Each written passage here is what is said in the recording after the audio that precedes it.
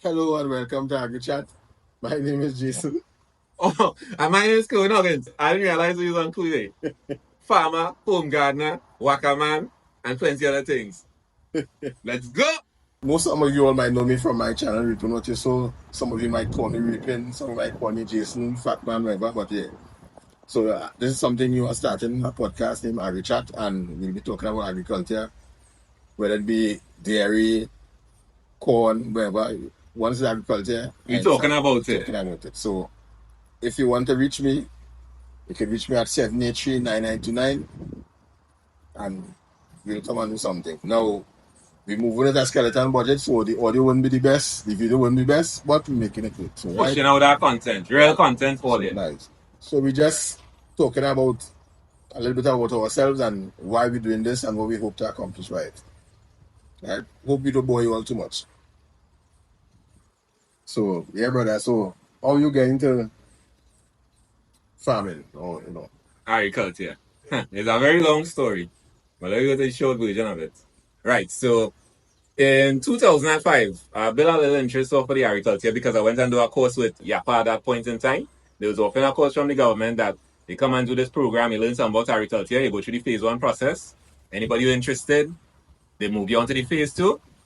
And the end goal is you get a piece of land, you go and get plant a garden and you get rich. So I was like, yeah, but that's one like a thing for me. I ready to plant garden and get rich.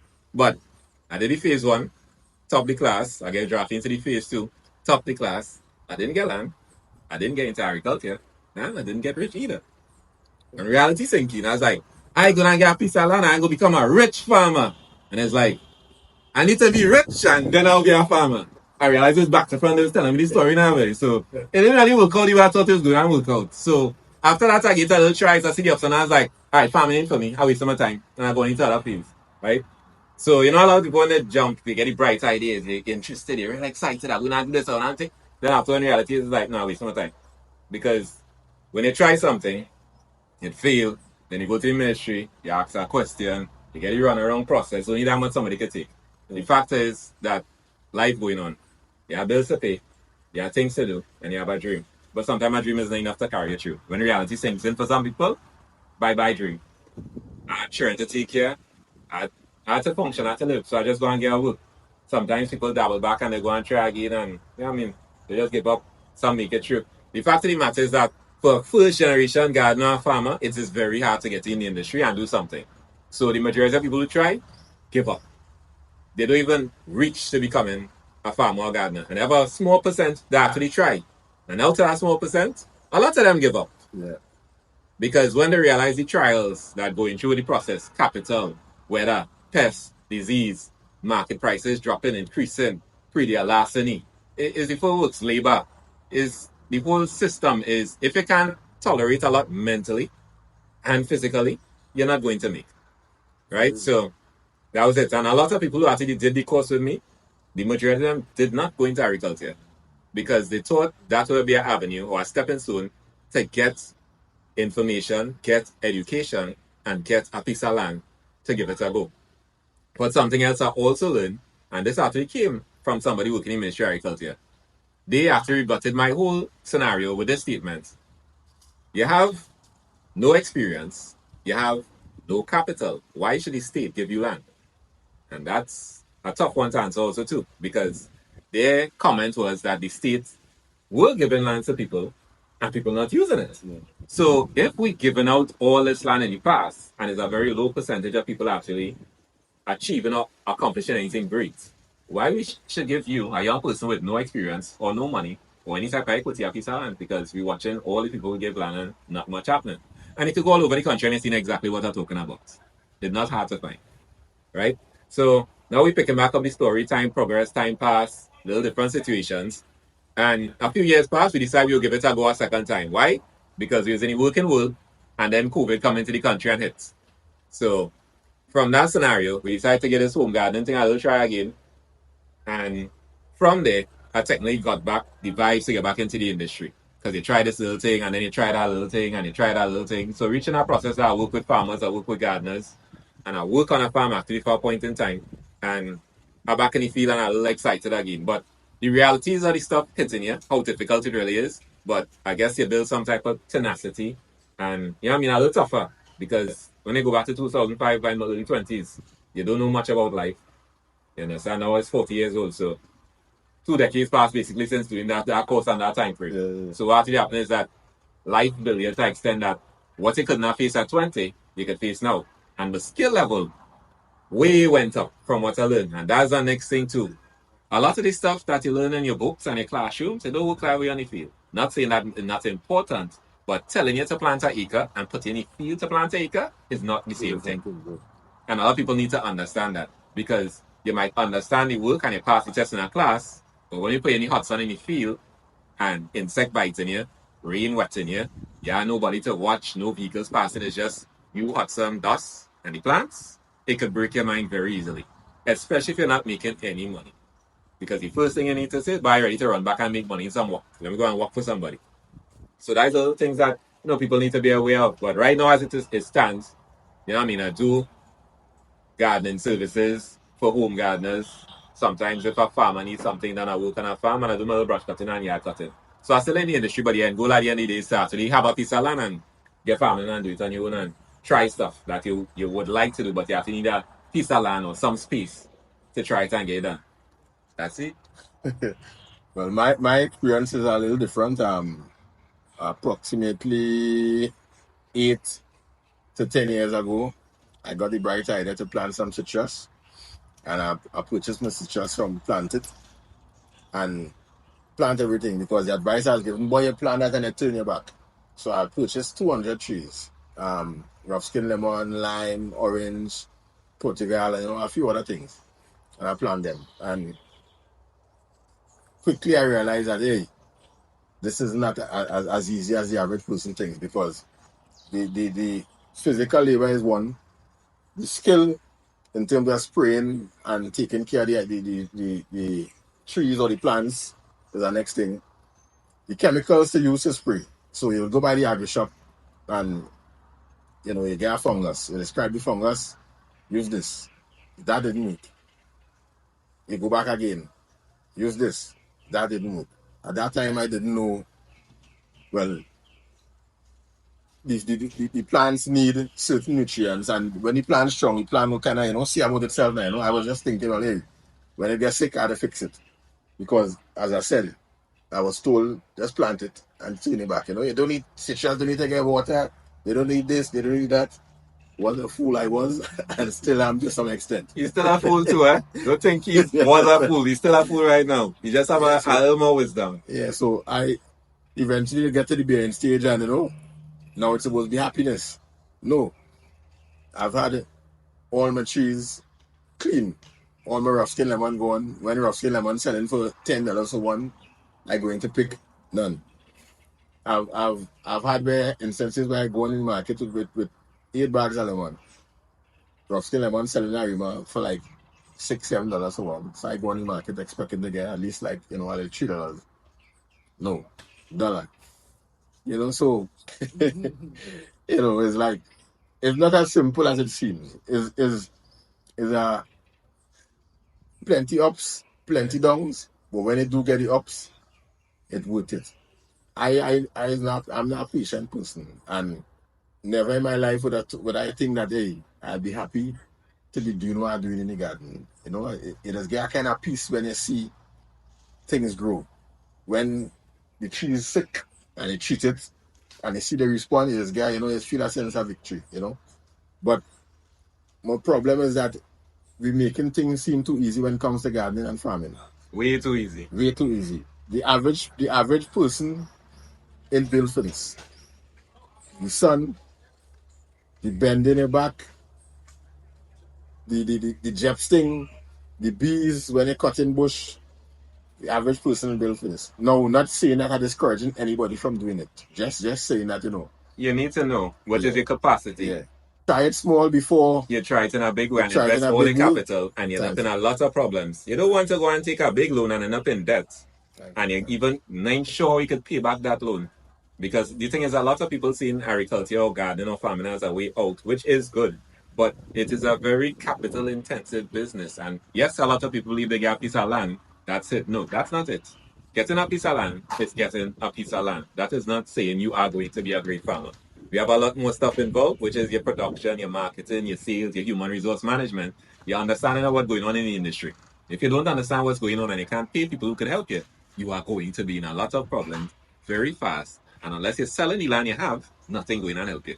And if you don't have a suitable market for your goods, don't waste your time. Because when everybody I know, when I tell them, "Hey, I rough skin them on. Things nice with you, boy." Yeah, I've had people offer me 50 cents a lemon. And I've never seen rough skin lemon selling for a At tenner. 50 cents, correct. Understand? So, so I did it the wrong way. I plant and then tell myself, well, hey, there's always in demand, and go sell. Correct. But a lot more effort should be put into planning. Because that business is just like any other business. Do your research, your market research, manage the margins, and that kind of way. Don't just running. Farming is not a trade. Farming is a science. Yep. And a science is for the information, so you know what to do, but you still need the physical ability to do it. That is the part, because we have a lot of people who have the physical ability, but they're not sure what they're doing. We have a lot of people who know what to do, but they don't have the physical ability. And unless you have the money to pay, that's where the problem lies. Because you can't pay people, that means you do it yourself. Exactly. Everything is done by yourself. You alone. Yeah, so be sure to get your market before you plant. That would be the ideal thing, because how our market is here. Pumpkin expensive. Everybody plant pumpkin. Then pumpkin get cheap. Crash the market, it get cheap. And then so it is go, It is a kind of unpredictable kind of vibes, So do your research, then get start small, start in your backyard. Not saying that planting 4 pimento tree in your backyard is the same as planting a field. Correct. Going compare 4 3 star acre in a bucket in your front yard and you was lucky. It's not because you do it once mean you're good. Yeah. You could have went off for luck and good soil. Some people don't even know what good soil is. Now next up for the discussion. We talk about all later on though. Because some people still don't know what good soil is. We ain't gonna go there. That's how I too early for. There's a difference between soil and dirt. And dirt, yeah. You might be planting in dirt. Yeah. And you don't know. You understand about a lot of things to this. And next good piece of advice, get a mentor, somebody experienced who know what they're doing and make plenty of mistakes. Not somebody who do it on paper and think they know what they're doing. Somebody who actually try it, fail, and could say, hey, what? Don't do it this way because I did it 3 times and lost all my money and it's not going to work. Now, you can still try if you want to for the experience, but they'll give you advice with a lot of stuff not to do and make your life easier by giving you the shortcuts or a faster or more effective method to do it. Not because sometimes it's shorter or faster, I mean it's good too. That's something you need to be aware of. Every farmer's situation is not the same. Really? Right? Yeah, so the farmers who planting side and farming, their advice might know from me who trying to plant side in Carney. Yep. So, we need to take all these things into consideration. Even if you're setting up a home garden, and you need to know where the sunlight hits at what time of the day, because different plants need different amount of sunlight. Yep. You need to know if you water the plants or depending on the weather to wear the plants. You need to know what kind of soil you have, how fast it's draining, and all that is variables. How much time a day you're willing to spend in your garden? Some people can't even answer that question when you ask them. So if you know you can only spend 1 day on the weekend, and that 1 day get missed, you will have some problems. And it's an investment of your time. Some people don't even have a schedule that fit for taking care of plants, but they still want to do a garden because they know the benefits of having a garden, or sometimes they want to look at the garden. But it is going to take time or money from your pocket to do it. So we recommend that you go into it if you're really interested and excited about it, but know what you're getting into. Because what you're thinking in your head, it may be exactly that, or it could be the opposite. And you just need to be aware because it's taking your time and also taking your cash and other resources involved too. So definitely get some experience, go on fields, talk to farmers, get real world experience of what really happening before you make that dive and get into an industry you know nothing about and run into some serious problems quick. Because the fact of the matter is, it have a lot more farmers doing bad than a lot of farmers doing good right now. That's a fact. You could assess and go and check farms all over the country and lands all over the country. And the majority of farmers not giving you stories of victory. They're getting complaints, you're getting worries, you're getting problems. That's what the majority telling you over and over. It's not on the other side where most of them saying things great and we expecting better. A lot of them don't have a good vision or a hope for the future, but it does have a high percentage who does have too. So you need to align yourself if you're really going into the people who are positive. Because it's very hard that you're going into a tough industry and the people who maintain you totally negative on the industry. It would not help you because you're going through a situation that is going to be difficult when you now start and you're getting all the information from a very negative person. It have a difference between being negative and being factual. You don't want to go with somebody based on opinions, you want to go on facts. And at the end of the day, results will show. So if you're watching at somebody successful, you're supposed to see. If you're watching at somebody who's unsuccessful, you'll also see. It have a major difference, and the difference is not only from their mouth. You see it in the fields, you see it in the gardens, you see it in how they operate and how they live. And even when it comes to buying stuff, just how they talk will let you know if they're doing good or they're doing bad. You understand? Well said, well said. Well. Thank you very much. Sorry about that. Well said. Yeah, I really hope that through this podcast and through the videos that we intend to do in the future, that we can encourage, growth. Not necessarily financially, but it shouldn't be just hard to feed ourselves as a country. We have fertile soil. For sure. We have a rainy season. Yes. Now some countries people don't know what rain looks like. We have a whole rainy season. That kind of disappeared. Yeah, but it's a plus and a minus, but we get in sky water. Some places people don't get sky water off there. I think we need to change the start and end time because it seemed to me that the rainy season changed. But anyway. And a topic for another discussion. Look out for that video too. Coming soon. But there are a lot of variables that the average person doesn't know. I mean, you might do an online course and you will learn what you learn. And you're happy. You can memorize every single thing, get everything correct in the online course. When you come in the field, something totally different. So practical is needed plus the theory. So, and you need to update your information consistently. Not because you're learning a class 3 years about this chemical that's working on a certain bulb, mean you're going to work today. Because we get chemicals taken off the market for weeds, pests, and diseases. Because at some point, some of these weeds, pests, and diseases become resistant to them. So that's the next thing too. You have to be aware of when you get your information. So not because you went and you get a degree or certificate 10 years ago, mean most of those stuff valid today. Things change in the industry very fast. So you need to pay attention to what's happening in the industry in regards to even simple things as plants and hybrids. A certain plant or a seedling would have been popular at a point and nobody plants it anymore. Reason being is that they run into a problem and they have newer stuff on the market. Same thing with equipment. Running on outdated equipment makes a difference in the efficiency of it. So you might be using a tool for 10 years and they make it a lot of more new, improved, impressive tools and you have no idea they exist. And that could cut your work time down in half. So yeah, I mean, that is something else too that you need to be aware of, that the industry changing in technology and information so fast that you need to make some type of time to say, what, I'm doing this a certain way for a period, but I need to reinvest some time to go and study and see if the industry upgraded anything that I'm not aware of that can make my business better. You understand? It's not about just joking plants in the ground and hope to make money. There's a lot more than that. A lot more. Like this big. For real. The average person to me seems to think that we treat the plant as I was thinking rather than building the soil. And I've noticed that a lot more testing is done than here. I myself applied for soil testing a few times. And the results I get were lacking results. So we need to do a little more testing in my opinion here, because what is the purpose that you're buying? You're spending, it's not expensive to get into. So you buy 10 bags of this, 10 bags of that, 10 bags of the other, and you put it in the soil and you're not sure if you have a surplus in the soil. Suppose I have this already. Why am I putting adding more?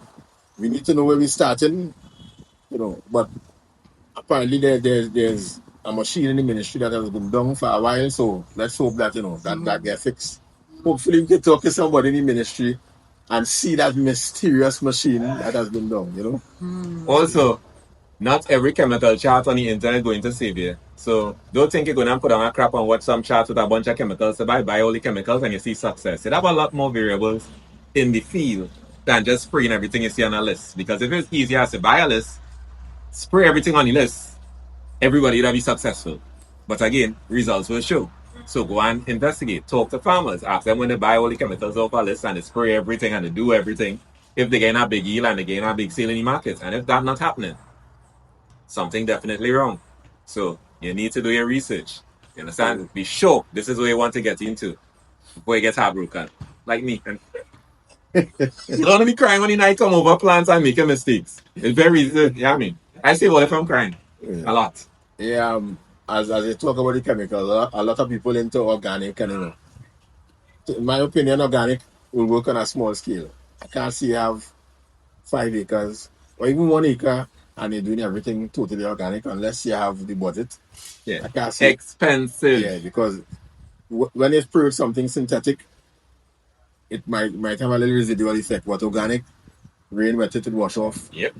So you'll need to spray that every day or more regular, more often. And sometimes the price points of these chemicals are higher than the synthetic ones. Yeah. So we come back to the fact of the matter is a capital. So if you're really going in to gardening or farming to say, well, right, they're trying to see how we are trying to make it. No, it is intensive and it needs a lot of resources. You have the other option, which is you could do a normal job. You start small and you keep going over a period of time. It'll take it longer, but it's a lot more feasible to go in from that direction than think you just jump and do something. There's the next bad thing that a lot of people do. Not because you're successful at one bed with 50 plants, and Jason was explaining earlier, mean you could do 10 acres. Because a lot of people don't see the success of doing a bed with 50 plants. You make a piece of money and then say, well, here what, I want to do 50,000 plants because this multiplied by this equals that. No, it don't work so in your real world. You'll make a lot of mistakes doing that and lose a lot of money. Right? So, well, we have a lot of topics that we'll discuss in the future. real plenty. And we hope to go and visit farmers, consultants. Yes, visit a lot of people in the industry. Right now we are on location at Plant It. And big up yourself, Plant It. Only day, only inside. So this week podcast. Yeah, so we have a lot in store and stick around. I hope you keep you informed. Videos every week. Every week on again a video. Woo!